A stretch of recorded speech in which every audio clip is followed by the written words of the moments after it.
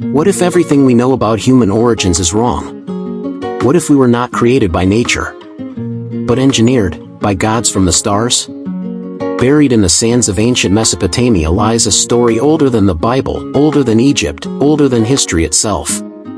The Sumerians, Earth's first known civilization, wrote of sky gods, the Anunnaki, who descended from a mysterious planet and created mankind, not out of love, but out of necessity. This is the story they left behind. The name Anunnaki means those who came from the heavens to earth. In ancient Sumerian myths, they were not metaphors or symbols.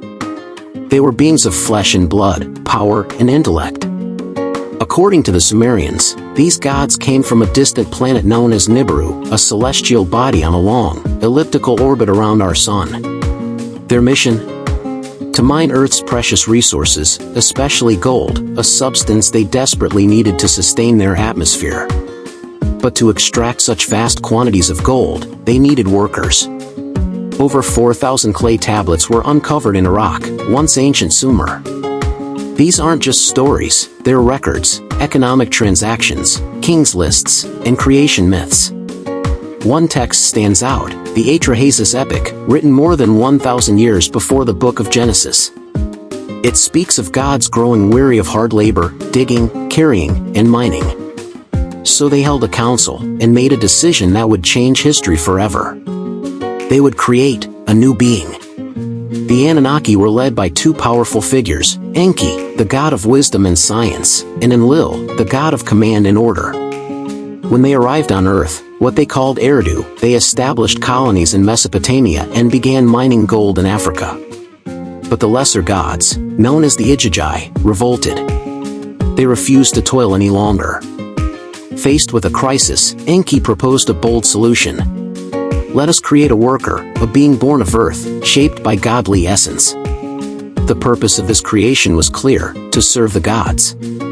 The Anunnaki would use their knowledge of life to fashion a new creature, a hybrid.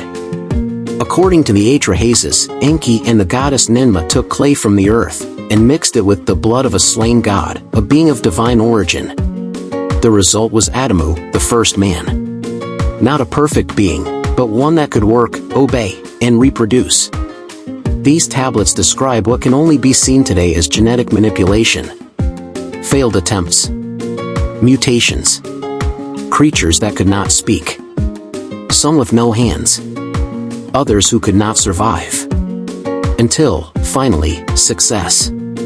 A human being that could live, reproduce, and obey. They named him Adamu. Yes. Adam.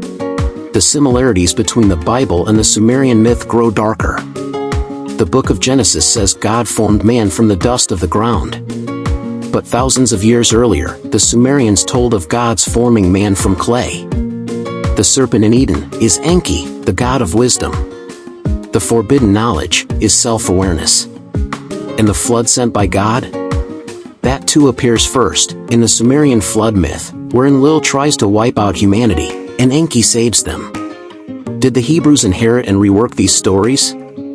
Or are they all echoing a lost truth? Mainstream scholars see the Anunnaki as myth. But others see clues. Ancient astronaut theorists point to unexplained Sumerian knowledge of astronomy. How did they know of planets we couldn't see until modern telescopes? How did they map star systems with such accuracy? Some even claim ancient DNA anomalies suggest external manipulation in our genome. But the evidence is controversial and often suppressed. If the Anunnaki did create us, where did they go? Were we abandoned, or are they still watching? In every ancient culture, Egypt, Maya, Dogon, Hopi, stories echo the same theme. Gods descended from the stars, gave knowledge, and promised to return. Maybe, just maybe, we are not the beginning. We are the experiment. The Anunnaki were divided. Enki, who created mankind, loved his creation and wanted them to thrive. But Enlil, the strict commander, saw humans as noisy, reckless, and dangerous. This division escalated into a silent war among gods, with humanity caught in the middle. The biblical god of wrath? Some believe that was Enlil. The serpent who brought knowledge? Enki. Could the original fall of man be the result of divine rivalry? The apocryphal Book of Enoch, banned from the Bible, speaks of watchers, angels who descended to earth and created offspring with human women, the Nephilim. These fallen angels taught forbidden knowledge, technology, weaponry, astrology. Their story mirrors the Anunnaki almost exactly. In the Bible, God stops humans from building a tower to the heavens. In Sumerian texts, the gods were jealous of human ambition and scattered their language. Was this divine punishment or control? The tower may not have been a metaphor. It could have been a real ziggurat or even a technological structure lost to time. The Sumerian king list records rulers who reigned for tens of thousands of years before the flood. Were these long-lived kings human? Or Anunnaki? Why did human lifespans drop dramatically after the flood, according to multiple ancient texts? Is this when we were cut off from the divine genetic code? From the Dogon of Mali to the Hopi of North America to the Mayans of Central America, many indigenous myths describe sky gods creating humans from clay. These aren't copies of Sumerian texts. They are independent traditions, yet strangely aligned. Did the Anunnaki influence multiple continents? The great ziggurats of Mesopotamia, the pyramids of Egypt, the megalithic cities of South America. Many show impossible engineering feats, blocks weighing hundreds of tons placed with precision. Could the Anunnaki have shared advanced construction knowledge with early humans? Some geneticists have found anomalies in human chromosome 2, where two ancestral ape chromosomes were fused, unnaturally. Others point to junk DNA as potential code left behind by creators. Is this the fingerprint of an intelligent designer, or the Anunnaki themselves? Some researchers believe modern alien sightings, especially those involving tall, humanoid beings, could be Anunnaki returning or monitoring their creation. Could these gods have never truly left? Are abductions, hybridization stories, and unexplained encounters part of a larger plan? If the Anunnaki myth is true, it undermines every modern religious doctrine and scientific dogma. It unites myth, archaeology, theology, and astronomy into one forbidden truth.